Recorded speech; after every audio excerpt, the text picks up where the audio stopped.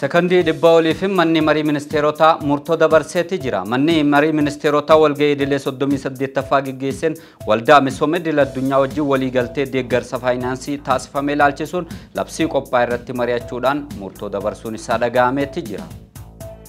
Wallotti rooba cimaa roobeen miidhaan dhaqqabeetti jira. Godina addaa saba Oromoo Walloo aanaa Jillee Dhummuugaa keessatti rooba cimaa roobeen miidhaan dhaqqabuun dhaga'amee kan jiru yeroo ta'u, rooba gandoota aanichaa keessattuu ammoo ganda Muddiifachatti dhaabbilee mootummaarra manneen hawaasaatii fi ooyiruu qonnaan bulaatirra miidhaan cimaa fi salphaan ga'uun isaa dhaga'ameetti jira.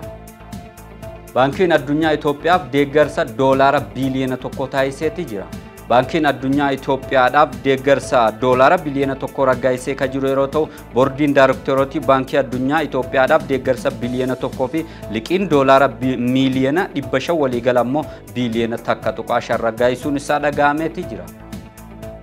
Jaarsummaa Ameerikaan dhiyeessiteen humnoonni Suudaan keessaa wal waraanaa jiran wajjin mari'achuuf ija'ame. Suudaan keessatti wal waraansa deemaa jirutti xumura godhuudhaaf jaarsummaa Ameerikaatiif mariif taa'uuf kan deeman ta'uun dhaga'ameetti jira. Humni dafee dhaqqabaa Suudaanii fi humni waraana Suudaan erga wal waraanuu jalqabanii waggaa tokko guutanii jiraachuun isaanii ni yaadatama.